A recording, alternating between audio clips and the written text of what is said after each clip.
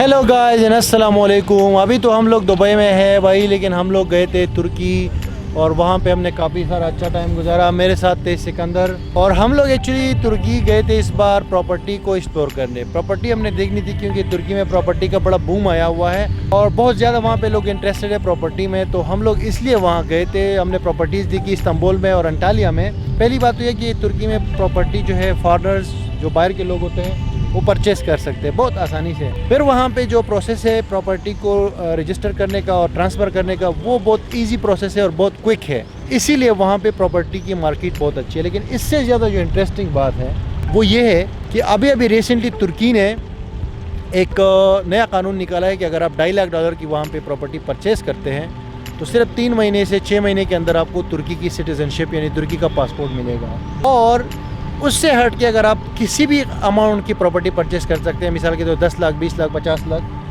तो उस पर आपको रेजिडेंसी मिलेगी। वहाँ पे रहने के लिए 1 साल का रेजिडेंस परमिट मिलेगा, उस पर आप लीगली वहाँ तुर्की में रह सकते हैं और उसके थ्रू भी 5 साल बाद आप सिटीजनशिप ले सकते हैं और उस रेजिडेंस में आप अपनी फैमिली को भी इंक्लूड कर सकते हैं। तो इस सिलसिले में हम लोग गए थे, हमने मार्केट देखनी थी वहाँ पर और हम इस्तांबुल गए और अंटालिया गए।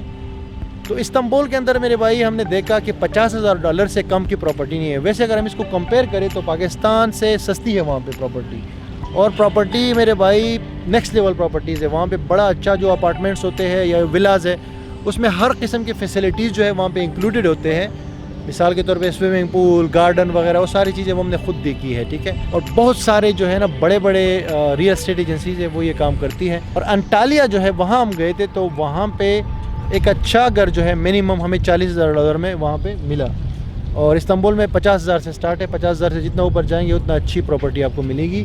2 कमरों का घर होता है बेसिकली, 2 कमरा और किचन वगैरह और बाथरूम वगैरह। हमने परचेज़ तो नहीं की लेकिन हमने पूरा मालूमात वहाँ से ली है। और आप भी वहाँ पे तुर्की में अगर इंटरेस्टेड है तो आप भी जा सकते हैं, वहाँ पे टूर करें, देखिए प्रॉपर्टीज़ की मार्केट बड़ी अच्छी जा रही है।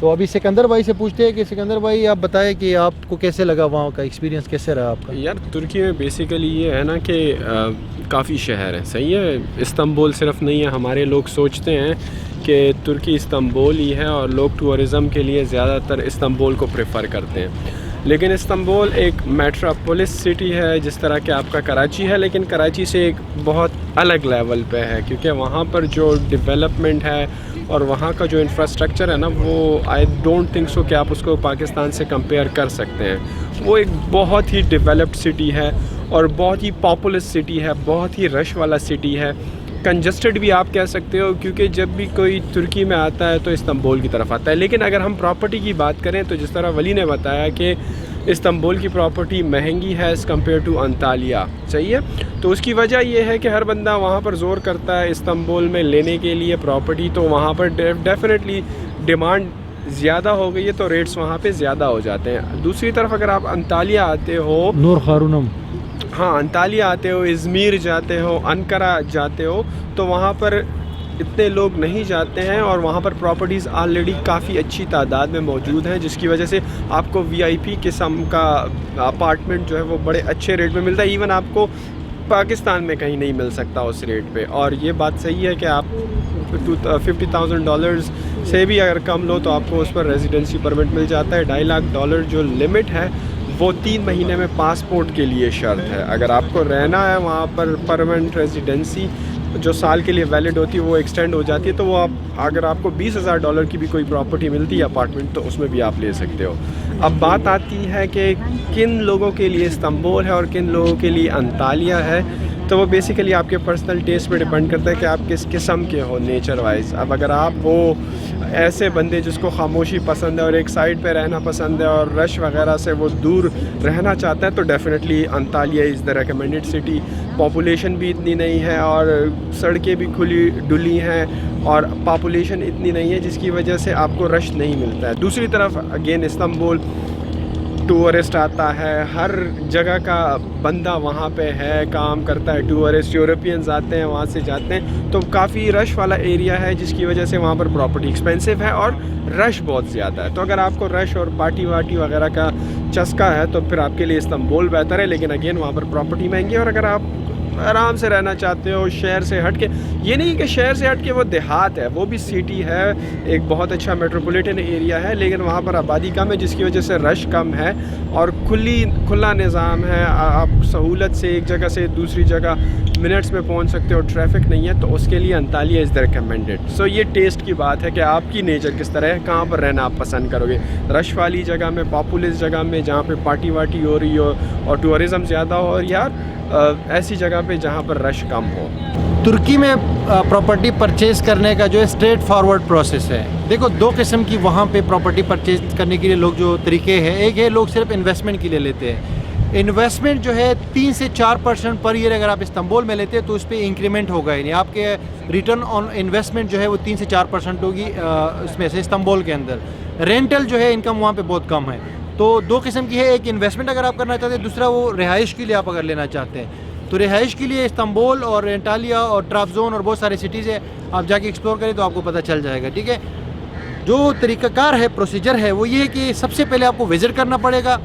वहाँ पे बहुत सारे, आप गूगल पे सर्च करेंगे तो बहुत सारे रियल एस्टेट एजेंसीज़ हैं, वो उनसे आप कांटेक्ट करें तो वो आपके साथ अपॉइंटमेंट रख लेंगे, आपको आपके होटल से पिक कर लेंगे इस्तांबुल में या अंटालिया में या किसी भी शहर में, और उनके साथ आप जाएंगे, वो आपको टूर करवाएंगे। आपको उनके पास जो अवेलेबल प्रॉपर्टीज़ है आपके बजट के अंदर, ठीक है, आपको कितना घर चाहिए, कितने कमरों का चाहिए, कितना आपका बजट है, किस लिए चाहिए, वो सारा आप उनको बताना है। फिर आपको वो लेकर जाएंगे, टूर करवाएंगे। उसके बाद आप ऑन द स्पॉट भी डिसाइड कर सकते हैं वहाँ पे, या वापस आके दोबारा अगर जाना चाहो फैमिली के साथ तो भी फिर बाद में भी डिसाइड कर सकते हैं। ठीक है, प्रोसीजर ये होता है कि अगर आपने पसंद कर लिया, आपको समझ आ गया कि यार ये प्रॉपर्टी मैंने लेनी है, तो आपने $3000 की इक्वल अमाउंट उनको बयाना देना है, टोकन जिसको हम कहते हैं। तो वो प्रॉपर्टी आपके लिए रिजर्व हो गई। उनके साथ आपका होगा एग्रीमेंट। जो एग्रीमेंट आपका हो गया वो एक ऐसा डॉक्यूमेंट है जिसके थ्रू आप समझो कि लीगली वो बाउंड है वो प्रॉपर्टी आपको देने के लिए, और आप बाउंड हो।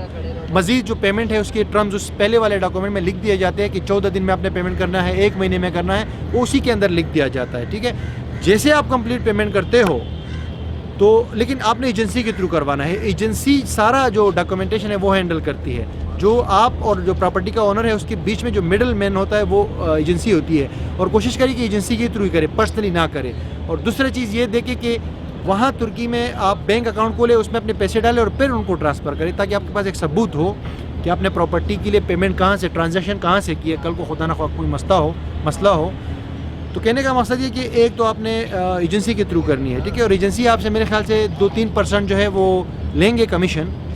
वैसे नॉर्मली बहुत सारी एजेंसीज़ ये भी करती है कि आपसे कमीशन नहीं लेती और सारा कमीशन उनसे लेती है जिनकी प्रॉपर्टी वो आपको सेल कर रहे हैं। ठीक है, बाकी डॉक्यूमेंटेशन का काम भी वो सारा करते हैं। जब ये आपकी पेमेंट ट्रांसफ़र हो जाए तो फिर वो जो ऑनर है और आप दोनों जाते हो उस हुकूमत के ऑफिस जहाँ पे प्रॉपर्टी जो ट्रांसफ़र होती है उसका जो ऑफिस होता है, वहाँ पे आपने जाना होता है और वहाँ पे ट्रांसफ़र हो जाती है आपके नाम पे। आपने अगर पेमेंट कंप्लीट की है, आप पेमेंट की जो है ना वो रिसिप्ट अपने साथ लेकर जाएँ, और दैट्स इट, सिंपल प्रोसेस है। अगर मैं दिन में आपको बताऊं तो ये पूरा प्रोसेस पेमेंट करना और ट्रांसफ़र होना ये 10 दिन के अंदर हो जाता है, आराम से हो जाता है। ठीक है, इससे कम में भी हो सकता है, लेकिन 10 दिन आप रख लो। उसके बाद जब आपके पास प्रॉपर्टी का डॉक्यूमेंट आ जाए, फिर आप अगर रेजिडेंसी लेना चाहते हैं, वहाँ पे रहने के लिए आप अगर 1 साल का परमिट लेना चाहते हैं तुर्की में, तो सीधा जाए जो रेजिडेंसी का ऑफिस है उनका अपने ऑनलाइन वेबसाइट पे जाना होता है। वहाँ से अपॉइंटमेंट लेके आपकी जो डॉक्यूमेंट्स है, मेडिकल इंश्योरेंस और पासपोर्ट और इस तरह के जितने भी डॉक्यूमेंट्स हैं वो ले जाके वहाँ पे आप रेजिडेंसी के लिए अप्लाई कर सकते हैं, और उसका टाइम होता है तकरीबन 20 से 25 दिन। उसमें आपको 1 साल के लिए रेजिडेंसी मिल जाती है। ये रेजिडेंसी का जो प्रोसेस है ये आप एजेंसी के थ्रू करवा सकते हैं, वो आपसे कुछ पैसे लेंगे, बाकी डॉक्यूमेंटेशन जो है वो खुद ही आपको करके वहाँ पे सबमिट करवाएंगे। तो ये है भाई, हमने आपको ये भी बता दिया कि हम लोग गए थे कि किस रेंज में प्रॉपर्टीज़ है, कहाँ पे अच्छी है, कहाँ पे नहीं है। सिकंदर भाई ने भी आपको अपना जो है राय बता दी है, और मैंने आपको कंप्लीट प्रोसीजर बता दिया है कि कैसे आप ले सकते हैं। नेक्स्ट अगर आपका कोई क्वेश्चन हो तो कमेंट करें, अदरवाइज़ वीडियो को शेयर करें। बहुत शुक्रिया वॉच करने का। फिर मिलते हैं आपसे हम अगली वीडियो में।